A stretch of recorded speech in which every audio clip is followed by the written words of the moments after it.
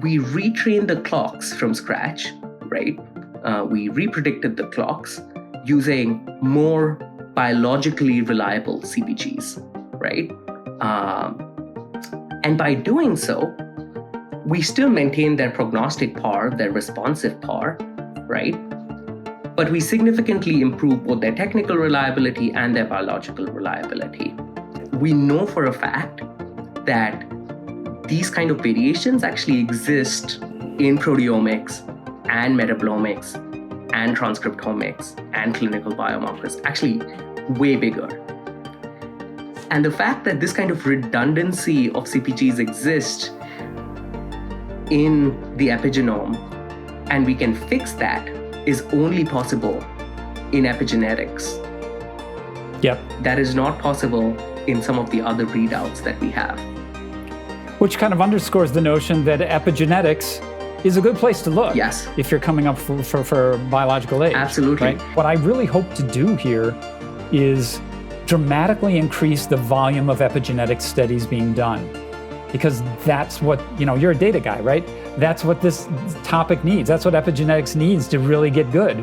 We need more data. We need, thousands of people trying tens or even hundreds of different interventions to get a better idea of what works. And the sooner we do that, the better for everybody. Welcome back to the Human Life Expectancy Channel. Today, I'm joined by Raghav Sehgal, faculty at Yale and director of their longevity clinic, who recently presented one of the most talked about papers at the Biomarkers of Aging conference at Harvard.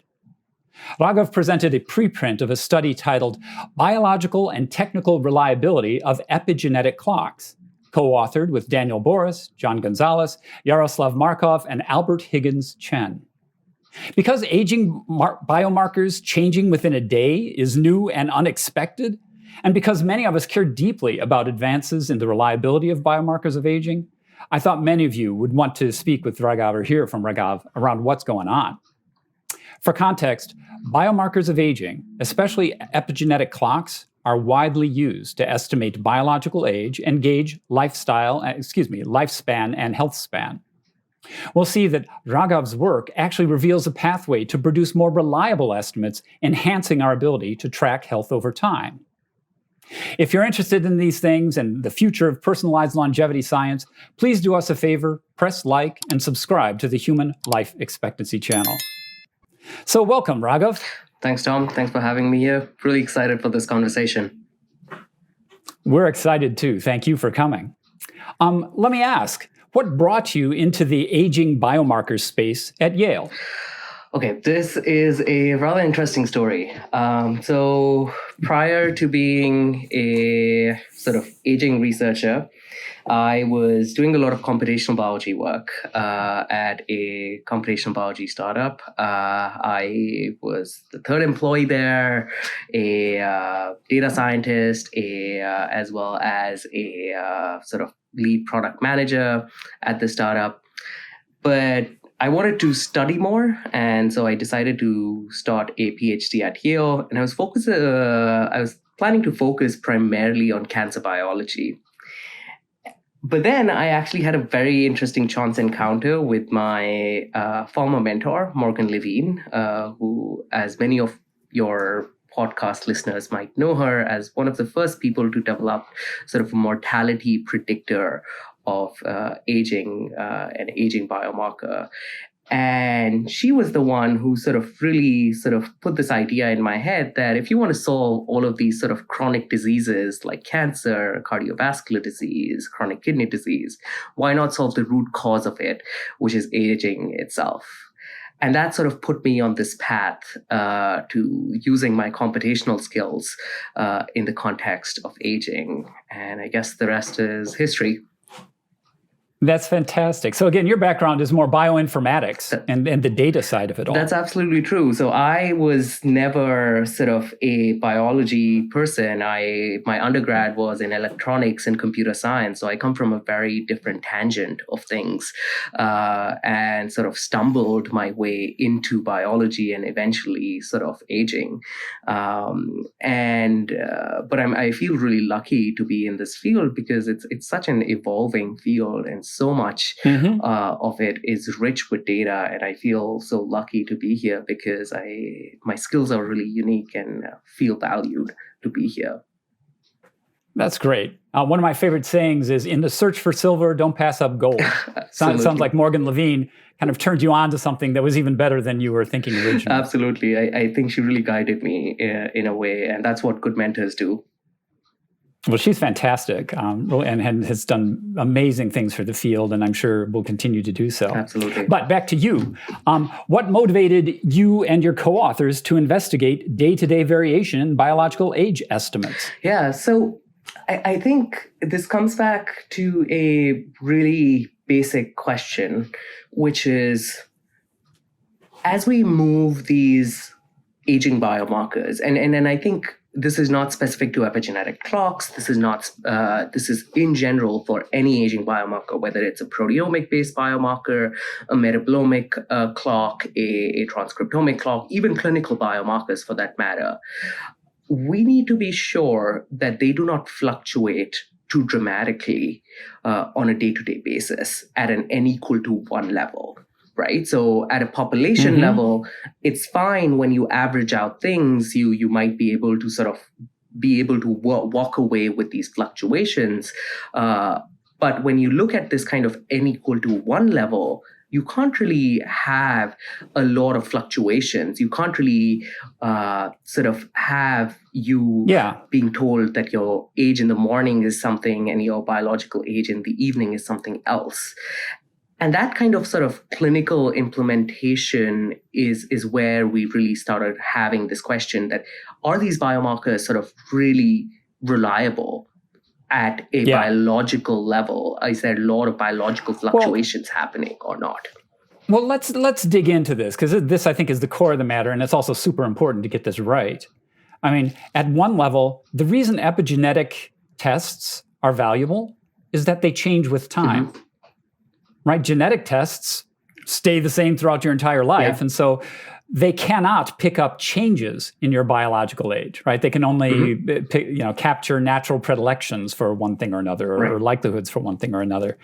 But what makes epigenetics so valuable is that it actually does change based on your behaviors, whether you smoke or drink or not, your sleep, your rest, medical interventions, and a range of other things. And it's the fact that it does change that actually makes it useful in identifying, for example, which interventions work best for which people at either slowing the rate of aging or reducing their biological age. So this is super, super important.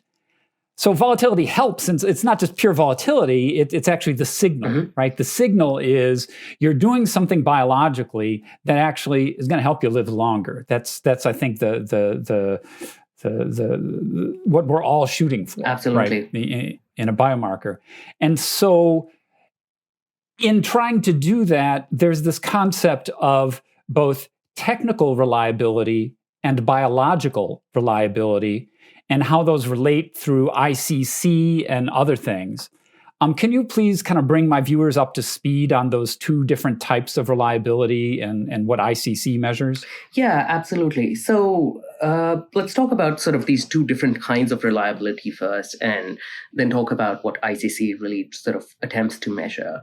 So technical reliability is what I'd say is the variation that might be caused by sort of machine when measuring your epigenetic age, or for that matter, any kind of biological age metric that, again, and I'm not saying this specifically to epigenetics, this could be proteomics, clinical biomarkers, so on and so forth. So you take a blood draw from a person and then run it twice through your machine of choice. Right? This could be, you run it twice through your proteomics-based mass spectrometer, you run it twice through your epigenetics DNA methylation platform, whether it's your Illumina array, or you run it twice through your clinical biomarker assay. And if you get the same biological age or not, is the answer you're trying to get. And how much DD... So again, it's same sample, done twice or more. Exactly. And you would kind of hope from technical reliability that you'd end up with a pretty similar answer if you're using the same sample and running it through twice. Right. So that's what technical reliability Yes. is. So what is biological reliability? And so biological reliability sort of kind of extends that idea a little bit, right? So now you're saying that I have one sample from one person and I've run twice through this machine. But what about if I run multiple samples from the same person, say over a very short period of time, right? Say within the span of a day, right? Ideally, you'd not expect a person's biological age to change within a span of a day unless something really dramatic has happened to them, right? Yeah, like they took arsenic or something. Exactly, right? Okay. So unless something really dramatic has happened, you wouldn't expect their biological age to change, right? And that's what sort of biological reliability is really trying to measure. So you take multiple blood draws during the span of a day, and you expect that their biological age as measured should be the same across these multiple blood draws during one day. Okay. So again, technical reliability is same sample, 2 or more tests. Yeah. Biological reliability is different samples within a relatively short period of time. Yeah. But it's the same person. See what's there, but it's the same person. Yeah. Let me, just to go a little bit deeper on that, isn't it true that biological reliability then is actually the difference between the overall volatility, if you will, and the technical reliability? Because you're still going to have the technical reliability on the biological reliability measure as well, would you not? Yes. So biological reliability does take into account sort of technical reliability as well. So it's a combination of both biological variation as well as technical variation. Got it. And then can you explain what ICC is? Yeah. And how it's relevant to pick this up? Yeah. So ICC is essentially, the term means interclass correlation coefficient. So it's a mathematical term. And from a very, very basic sort of mathematical perspective, what you're really trying to do is you take a bunch of individuals, right? And you have, for each of them, you essentially do these blood draws, right? Or you collect these samples, and you try to see how much is the variation between each of these individuals as compared to the whole population of these individuals. And the expectation is that the variation within each of these individuals should be really small as compared to the whole population of these individuals, right? And that is what the ICC metric really tells you. And so the idea is that the ICC metric, it goes between sort of 0 to 1, 1 being a really good ICC metric, right? Being that the metric, that your score is really reliable, and 0 being that it's not really reliable.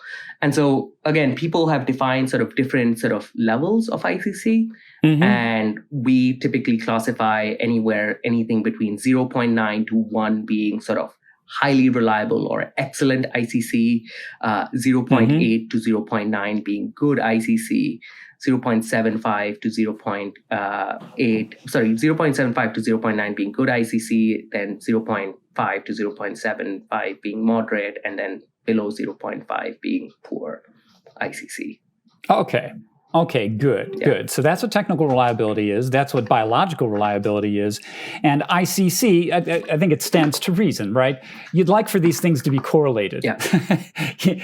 Especially on the technical reliability side, right? You'd expect them to be highly correlated. Maybe a little bit less correlated on the biological side, because you would expect some biological variation. And in fact, that's, I think, what you're finding, right?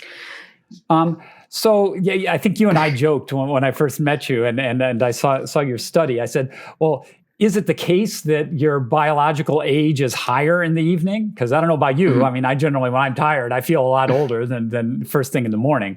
And you said, no.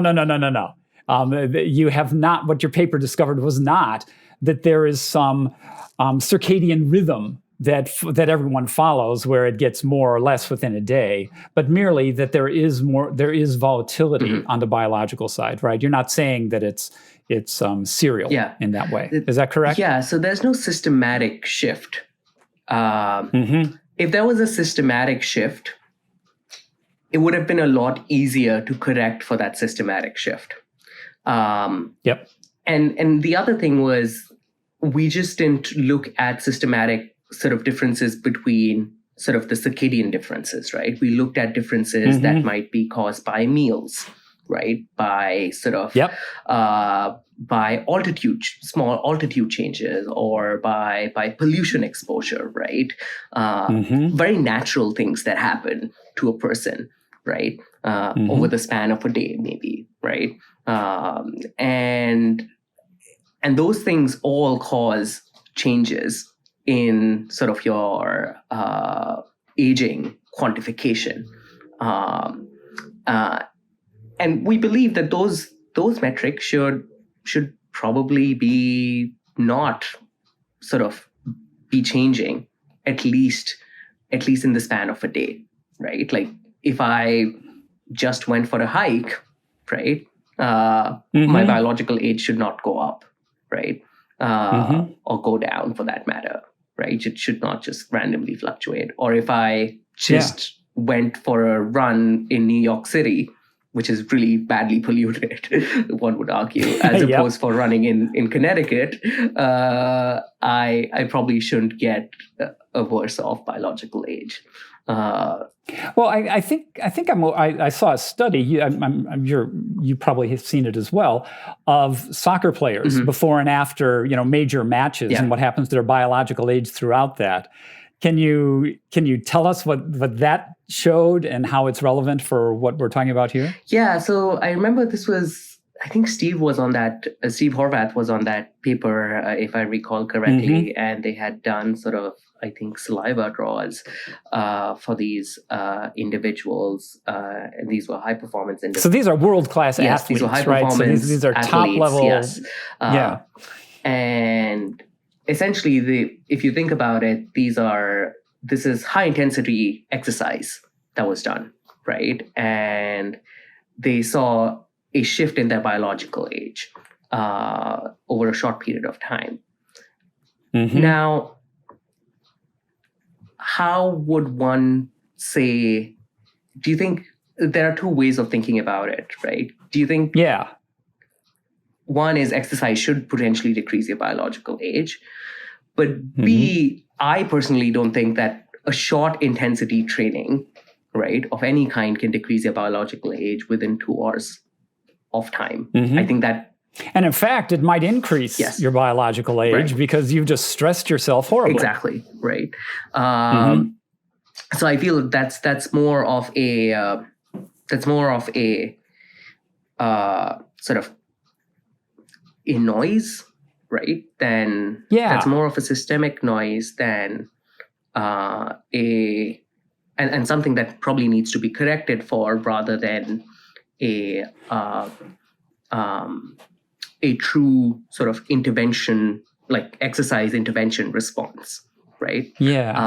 So thank you, Raghav. This is exactly where I wanted to get. So, because this is really kind of tricky when you think about it, because it's the fact that biological age changes over time is actually what makes epigenetics tests valuable, right? If there were no change over time, they just wouldn't be that valuable, right? But there's a certain window over which you would want to do it and not want to do it. And your model, as we're just about to get to, is one that focuses on a specific time frame around which we think biological age should be more or less stable. But it's critical to make the right assumption, because were you to make an overly broad assumption, you could be reducing the signal rather than the noise, right? And so that's really important. Can you tell me how you thought about that in coming up with this window? Yeah, I think it goes back to a very simple system, or a very simple idea from electronics and electrical engineering, which is high pass filters. So high pass filters. Yes. So what high pass filters essentially do is that they suppress essentially signals that are very high frequency, or are doing things at short periods of time, right? And allow things that are moving at a lower frequency or at a longer period of time, right? So if you think about it, what you really want are low frequency signals, right?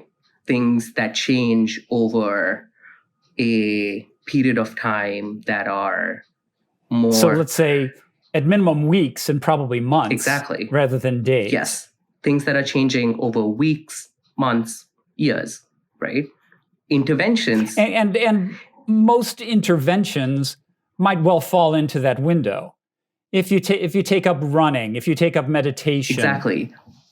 Diseases fall into the months to years window, right? So that's how we typically... Well, certainly the major non-communicable diseases that are killing 75% of us kind of fall into that category. Right? So if you think in the time scale of things, right, these small short-term changes, right, are essentially sort of these very high-frequency signals, right? While intervention responses are kind of in this kind of medium frequency signals, right? While these disease signals are more of these kind of low frequency, long-term signals, right? And that's what we are really trying to sort of capture. So you build a high-pass filter, right? You only allow the signals that are sort of allowing for medium to low frequency signals and not the very high frequency signals. Cool. So your background in electronics and data actually comes, and a little bit of an aside, so much of science moves forward by bringing different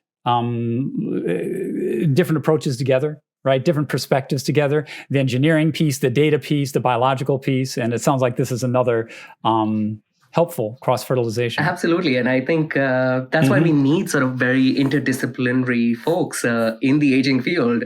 And a very sort of tangential conversation here. The other day, I was talking to economists, and I was like, we need more economists in the field because I think there's so much need for economists to think about this problem. And I know we're talking about science here, but the economists really need to think about this problem from such a way. So if there are any economists listening to it, to this podcast, please join the aging field. We need more of you. Completely agree. And you probably know that, I focus on the commercial side and helping insurers and others to kind of get into this area too. Yeah, multidisciplinary is absolutely the way to go. Absolutely. Okay, so back to our story. I think we're making good progress. We've figured out that epigenetics is valuable because it varies over time, but you got to figure out over what window. Absolutely. And you probably want some sort of a high pass filter, as you describe it, that pulls off the day-to-day volatility on the biological side so that you get a better, truer signal of what somebody's biological age is. So all of that is great. And of course, that's important because if you're tracking your health over time, if you're trying to figure out which health optimization program works best for somebody, or evaluating these interventions, and of course, on the insurance and actuarial side that I spend a lot of time on, you want the most stable metrics you can, ones that really focus on the signal and not the noise. Yeah. So that's the problem. Let's talk about your solution, because your paper doesn't just diagnose the problem, it proposes and effectuates a path forward. Yeah. So what did your study find? Well, so I think to start with, we essentially came out with this framework first and foremost, right? Which is sort of, let me take a step back, right? Which is the Translate framework that we built, right? Which essentially just looks at not just the sort of reliability aspect. We looked at sort of the prognostication, the responsiveness, and the reliability aspects, right? And said, hey, how do we really what all do we need to really translate these biomarkers to clinic, right? For clinical applications. And we said, okay, the biomarkers are already prognostic. We know that. We wanted to check if the biomarkers are responsive. We tested them in 51 putative longevity interventional trials and showed which of the biomarkers are responsive. And many of the clocks that we know, Dunedin pace, Grim age, pheno age, systems age, the one that I developed, came out to be responsive. And we were all very excited about this, right? So they're responsive to interventions, right? So putative longevity interventions, which is amazing. And then came the reliability aspect, right? Which is super critical when you're sort of putting this at an individual level, testing these interventions in patients, in clinics, and doing the kind of actuary work that you're doing, right? And that's where we got a little bit sort of concerned, right? Where we saw that a lot of these next generation biomarkers, Dunedin pace and Grimage, PC Grimage, PC Grimage and all that, and PC PhenoAge, they are technically reliable. They are super cool. They are like ICC 0.9 and above, right? This is what we want them to be technically. They're falling in the excellent reliability domain, as I would call them, right? Which is perfect, which is what we want them to be. But when it comes to biological reliability, which that is where they were coming a bit short, there was a lot of variation, which in some ways is not a fault of the clocks themselves. They were never necessarily trained to do that, right? They were inherently sort of, if we think about it, they were never built on this sort of high pass filter approach, right? They were trained to capture all biological signals, right?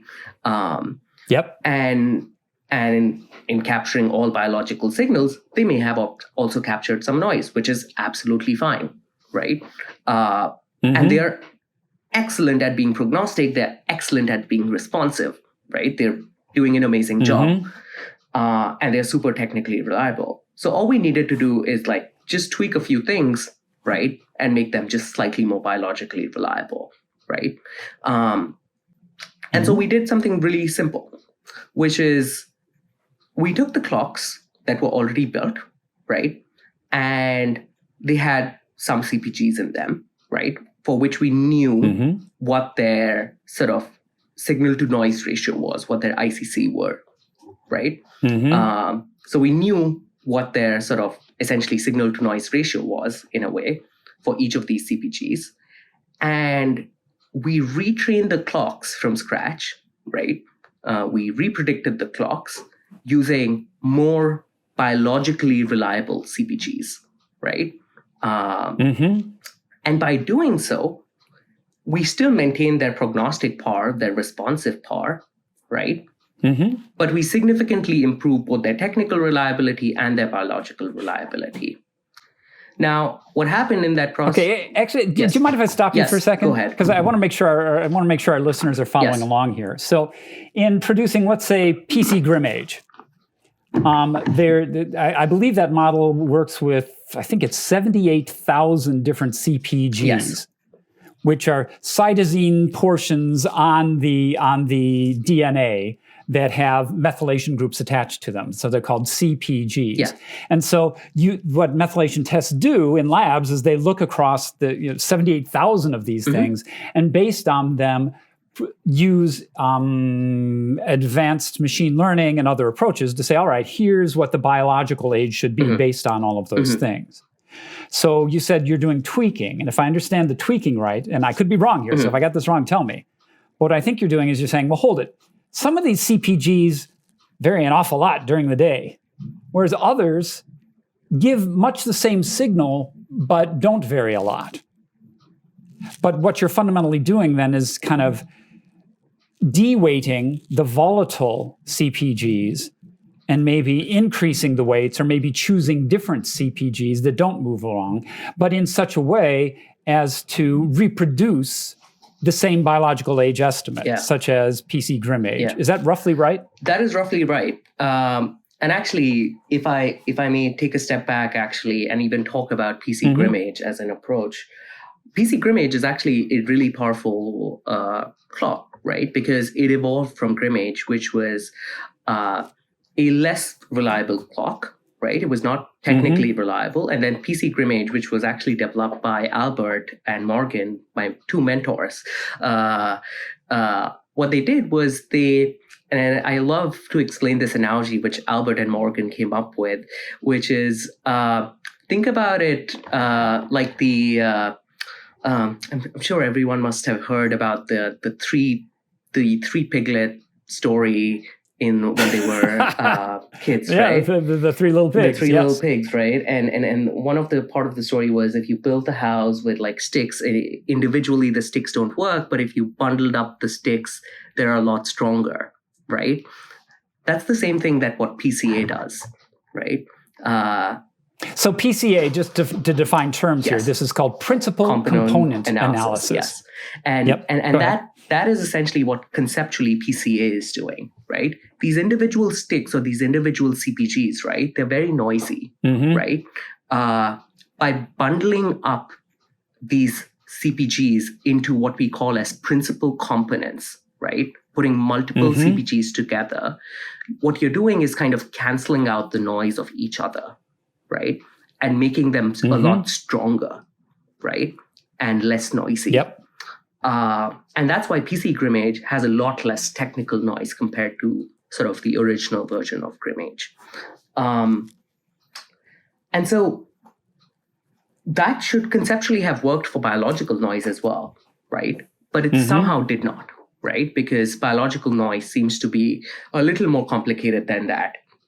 And what we did was, or what I did was in this case was, I went back to the drawing board and said, maybe there is a lot more, even in those 78,000 CPGs that were selected for PC Grimage, or for example, in Dunedin Pace, there were a priori selections of CPGs that were technically reliable, which is a different method of selecting CPGs. What if the DNA methylome actually in our Illumina array actually has 850K CPGs, 850,000 CPGs. So there's a lot more redundancy. So we can really sort of replace those CPGs that are there with anything else as far as it's capturing the signal, right? And that's what I did, right? Which is, can we find a different set of CPGs that are still capturing the signal, right? But are highly reliable. Yep. So to kind of build on your analysis of the three little pigs, you start with the PC piece to bundle the CPGs together, but then you also add this high pass filter that you're talking about that removes the, I'll call it overhead noise. And the day-to-day variation, or the within intraday variation. I would say, to build on the analogy, is instead of sort of picking up random wood, I went and picked up nice cherry wood, right? Which is fancier and still captures the signal, right? And that cherry wood is really nice, and it's better, and it requires lesser of those sticks as well, and provides the same signal. That sounds great. And I think intuitively it makes sense.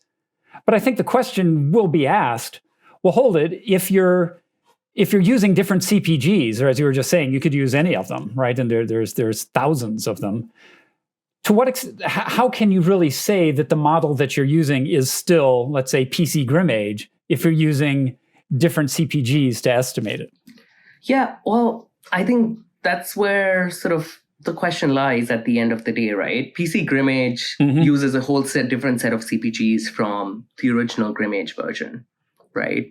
Or PC PhenoAge uses a whole different set of CPGs from the PhenoAge version, right? So conceptually, these are different models, which is why they have the PC version attached to it. But they're still capturing the same phenotype, right, as the original model. And that's kind of what the goal is here, right? That as far as they're capturing the same phenotype, right, that's the same model.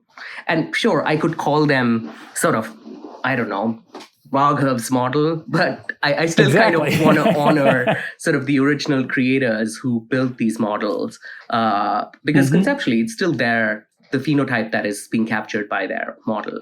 In the future, I might build a new model that uses the framework that I have built, which is capturing a completely different phenotype, in which case that's a new model itself. But for now, I think this is still the model that these guys have built. I have just improved their model, sort of worked on improving a version of their model. And isn't it also true that the improved model is calibrated to produce similar results to the original models? So it's kind of calibrated around the original model. So even though it's different CPGs, it's shooting at the same target, if you will. Absolutely. So since it's been retrained, it's been trained on the same model and predicts the same output, it essentially sort of has the same outcome, right?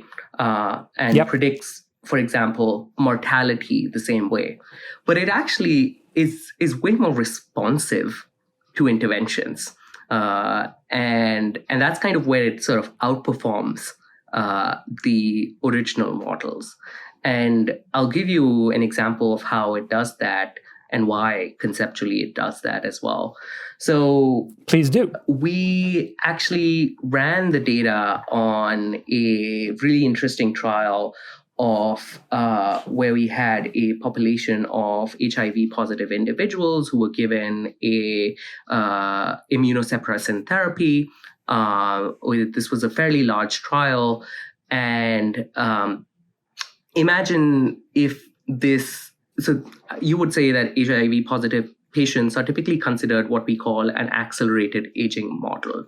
And giving them an immunosuppressant therapy is one would call in this accelerated aging model is giving them a geroprotective intervention, because you're essentially prolonging their lifespan by giving them a therapeutic like antiretroviral therapy by prolonging their lifespan, right? So this is the perfect model to test for, is the biomarker working or not? Right. And so what we saw was that if an original clock was sort of showing significance, say, for example, PCGrimage showed significance at 160 samples. So at 160 samples, you saw that between the control and between the pre and the post intervention, you were seeing a decrease in epigenetic age, right? In our case, in our sort of new version of PCGrimage, you just require 20 samples to reach that significance. Got it. And so it's fewer samples to get to significance. Exactly, right? And that's really powerful from a clinical trial perspective, right? If you think about it. And the reason why that is happening is a very sort of mathematical reason. It's signal to noise ratio.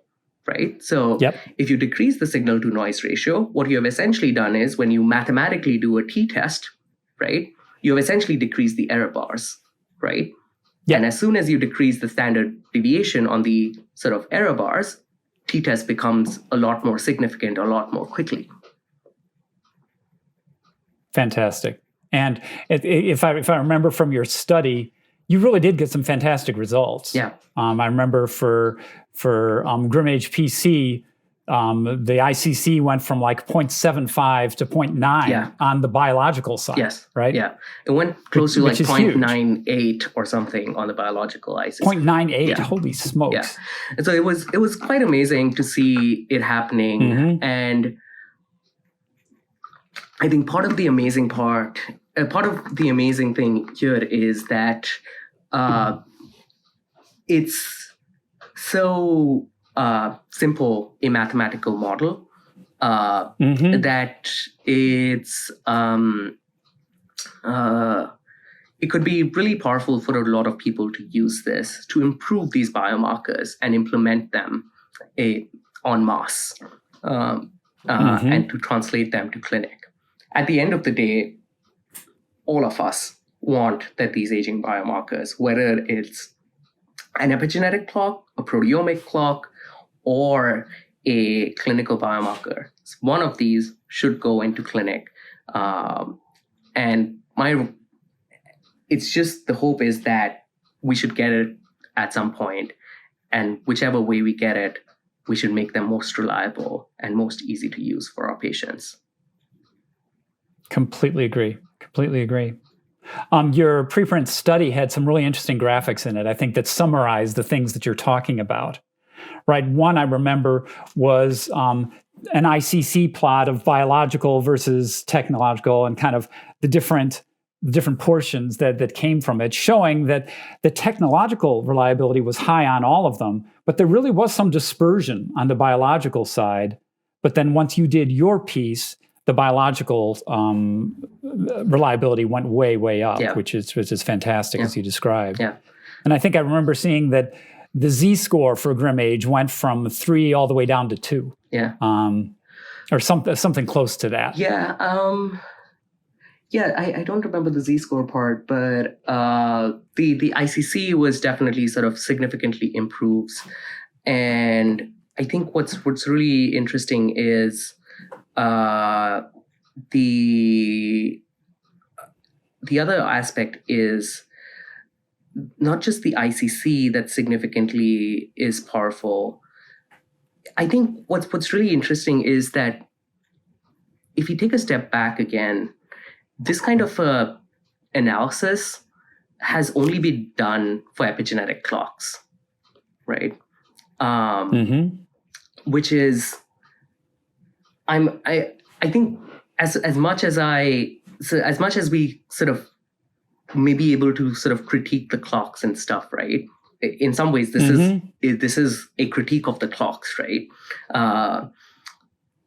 I would make a case, right, that the clocks by themselves are the most progressive of them all, right?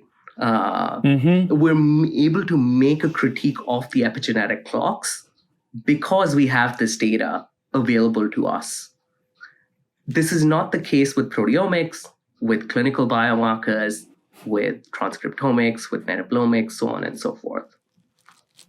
And we know for a fact that these kind of variations actually exist in proteomics and metabolomics and transcriptomics and clinical biomarkers, actually way bigger. And the fact that this kind of redundancy of CPGs exist in the epigenome, and we can fix that, is only possible in epigenetics. That is not possible in some of the other readouts that we have. Which kind of underscores the notion that epigenetics is a good place to look. Yes. If you're coming up for biological age. Absolutely. Right? And so the fact that we could identify this problem and solve it is very unique to epigenetics. Very cool. Very cool. So again, the promise of epigenetics continues to grow. It's absolutely true. I think we critique the clocks, right? The epigenetic clocks, but I think we should also sort of underscore the point that we could only do it because they were epigenetic clocks. And so rich in CPGs and data. Exactly. Yep, that makes sense. So hold on, let me kind of bring everybody up to speed here again. And again, correct me if I get any of this wrong. So your framework directly addresses kind of what I'll call within personal temporal variance, right? For an individual person, how much does your biological age vary by day? It comes up with, it minimizes noise from highly volatile CPG sites, from short-term physiological perturbations, methylation instability, those sorts of things, to yield a more stable, high reliability, high signal noise, because again, we've put it now through this high pass filter. I have so that's generally right, correct? Yes. Good. So it causes me to ask a question, though. I mean, Ragav, you looked at the same data, and you used your data background and your electrical engineering analogies and all that sort of stuff. What's to say that tomorrow or in another month, other people looking at the same data won't come up with another type of filter, a low pass filter, or whatever it might be, or something else, or some other way of looking at this? Do you have a sense for, I'll say, the evolution of these estimates? Are we like, okay, now that we've got the PC piece, the principal components piece, and we've got the high pass filter piece, boom, we're done? I don't think you're saying that. But at the same time, this is a material advance that should be incorporated quickly. But do you have a view as to, I'll say, what the velocity of improvement might be from here? Yeah, I think the clocks it's always going to be an iterative process, right? And I think iterative. It's never going to be. But at some point, we got to stop and say, now we have a good enough biomarker which we can take to the FDA and be like, hey, this is good enough. We can. We should use this in a clinical trial setting, right? I think I'm also a huge believer of the saying that perfect is the opposite of done, right? And so at some point we need to stop and say, like, hey, this is good enough, and we need to sort of move on to moving this into a regulatory setting. And I think we're getting really close to it, where I would argue that if we figure out the reliability piece, if we just sort of can show a little more on the responsiveness aspect of things, right? And specifically from and again, we have shown at a much more sort of 51 interventions level in our study that's coming out hopefully very soon in Nature Medicine. We've shown that at a massive scale, but we still need to show it at it's again a retrospective analysis. We need to show it at a more sort of single intervention level. If you're able to do some of those things very critically, very actively, I think we will have enough of an argument to take this to the FDA and say that, hey, we have a biomarker, let's implement this and let's run aging clinical trials in that context, or let's take this and let's put them in an actuary setting. That's fantastic. And that's exactly what I want to kind of go into next. Kind of, I'll call it the practical applications and longitudinal health tracking. Yeah. I think you know this. I mean, in my company, Human Life Expectancy, Inc., and in health optimization programs more broadly, we seek to measure the impact of various medical and behavioral interventions on biological age over time to reveal which ones work best for which people. I mean, again, 3/4 of us these days die from non-communicable diseases that are functions of behaviors and medical interventions. But our knowledge around exactly which behaviors and which interventions work best for which people is rather incomplete. It's kind of like the analogy I always like to use is it's kind of like dieting without a scale, right? We all try kale diets and we all run and do the things we think we should to live longer, but we don't know how well we're doing at the end of a year, right? At least when you're dieting, you got a scale that says, all right, you're losing weight or you're not. Well, now with epigenetic tests, with reliable biological age testing, you can put a number of people on one intervention and a number of people on another intervention and see which ones work best.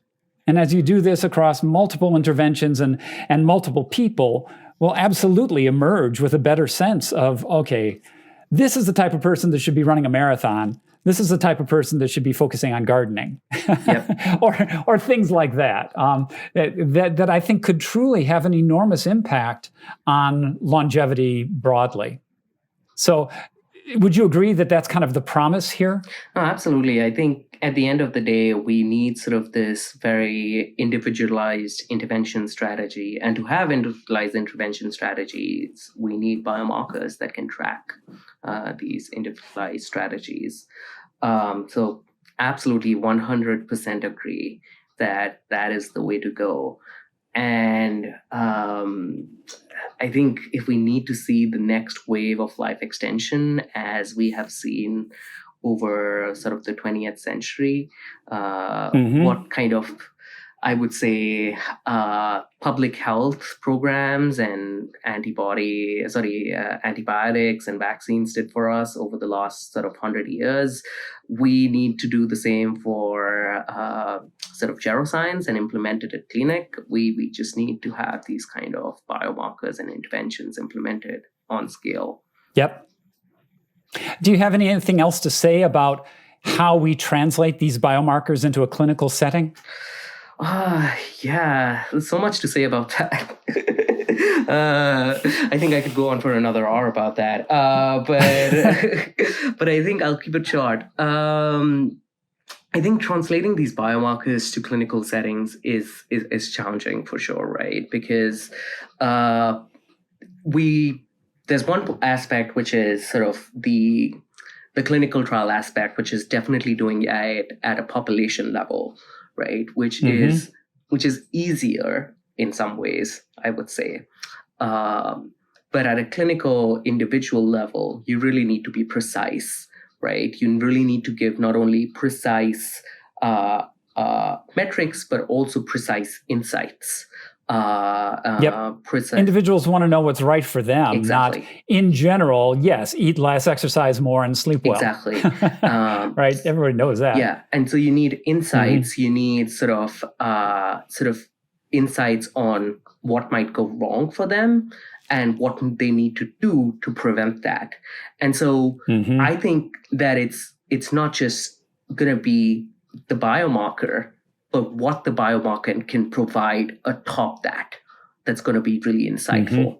So I think I want to sort of take a step back here and sort of give an example here. Go ahead, please. Which is, take the example of something like function health, right?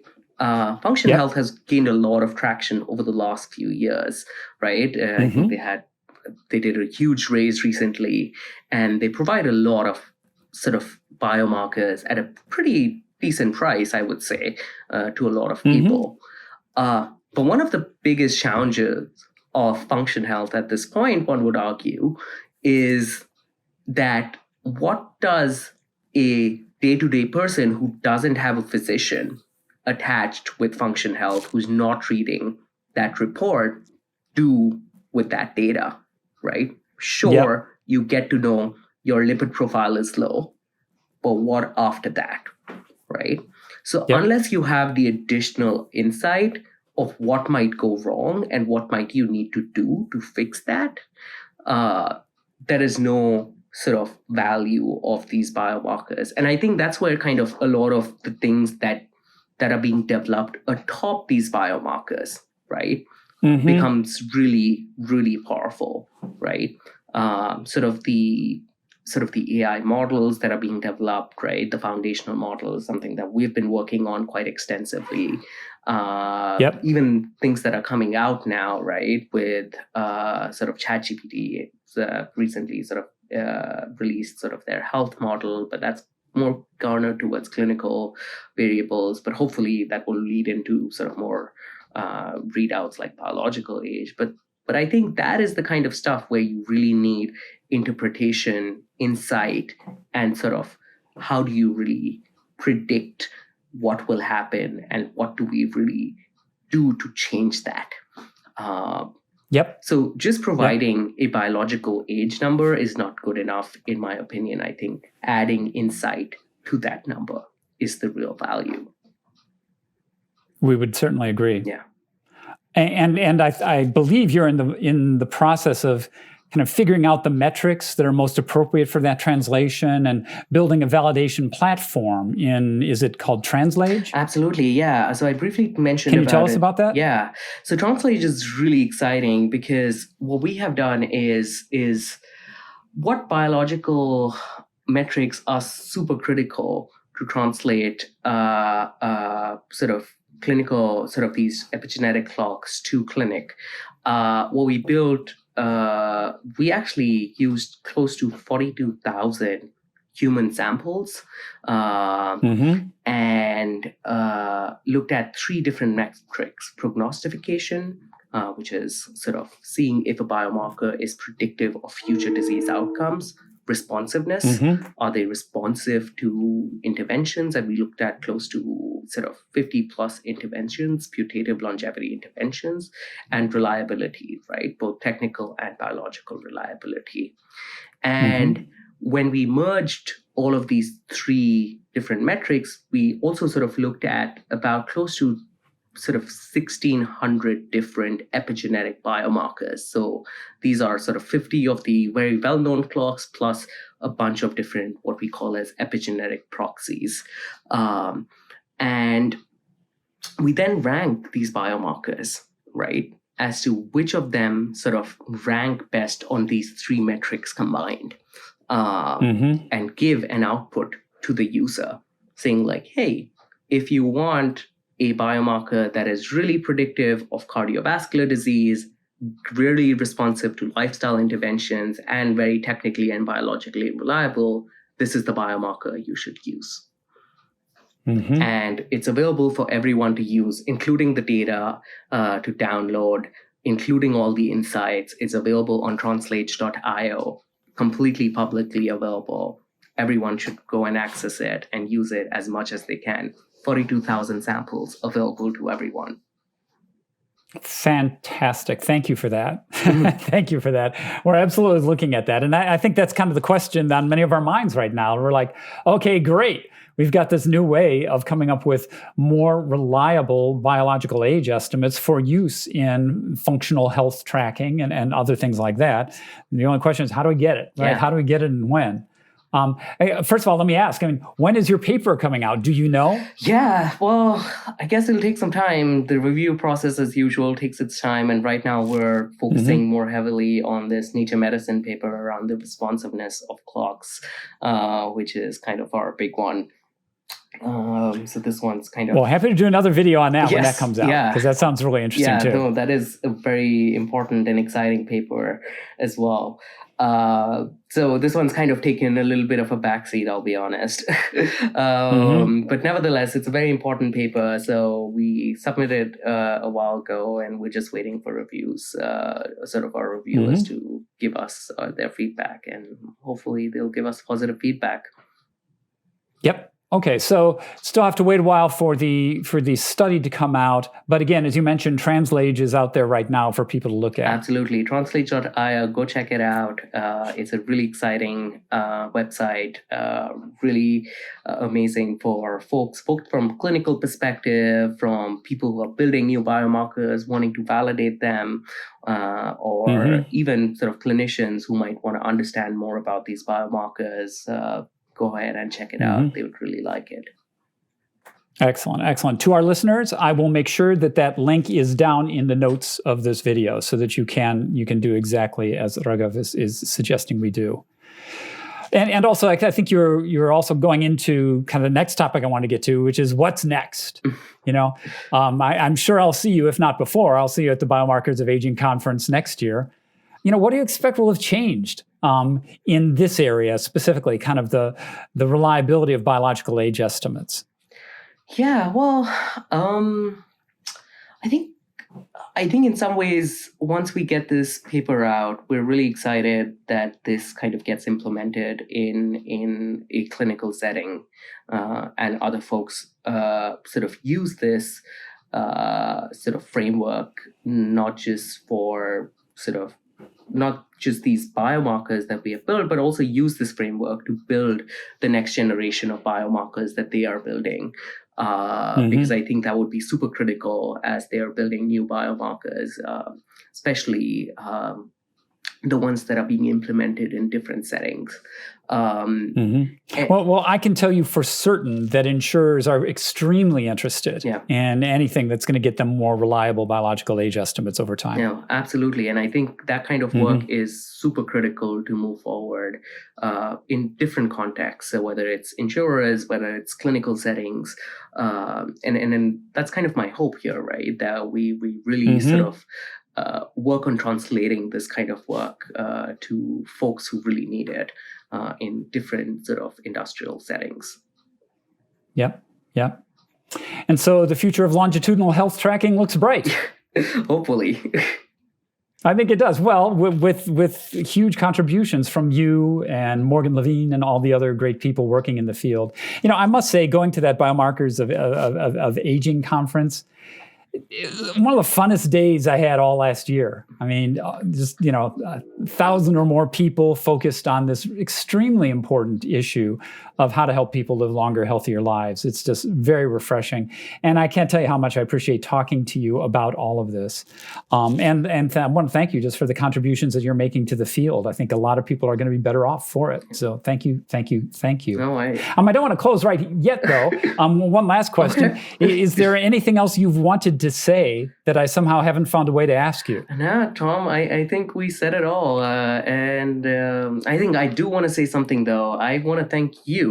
I want to thank you for being such a sport, for being so supportive about, for scientists like me who are doing the work, for putting out a platform for us, and for doing all the amazing work that you're doing with your company, with your podcast. And I know you have been such an amazing sort of person to really put out the science to your listeners. So I'm really excited that we finally got to do this podcast, and it's amazing to have this chance to talk to you. So having well, that's extremely kind of you. Sorry, go ahead. Mm-hmm. I'm saying that's extremely kind of you. Well, what I was going to say is, I can remember when I first stumbled across Steve Horvath's seminal study. Mm-hmm. I had spent decades working with insurers to use whatever new technologies came up to revolutionize their business. And so we digitized sales, we digitized service, we digitized claims, and a whole bunch of very important things. But when I saw epigenetics, it recalibrated my expectations for how technology can really, really revolutionize an industry. Yeah. And I knew that if I didn't devote my life to focusing on that, I'd regret it. So that's why I'm doing it. But very kind of you to say, Raghav. Yeah, so again, thank you so much for joining us. Your work offers a path to more reliable biological aging metrics, something that's crucial for all of us. So people will want to follow you. Are there other sites they can look at to kind of keep up with what you're doing? Yeah, so I post a lot on LinkedIn. That's kind of my go-to place. It's called, I think I go by Raghav Sehgal Yale. I also run a small little podcast, much smaller than yours, Tom, I would say, called Decoding Longevity. We talk about a lot of the science about, we have some little scientists come and talk about their science. So feel free to come and join and listen in on some of that. And what else do we do? Well, I do have a Twitter account, which I rarely use. And yeah, I think LinkedIn's my place to be, but you can always email me at my email, raghav.sehgal@yale.edu. Always happy to chat with folks. Thank you so much. We'll put links to all of those in our notes for the listeners. And again, Raghav, thank you so much. We'll be in touch very soon. Thanks, Tom.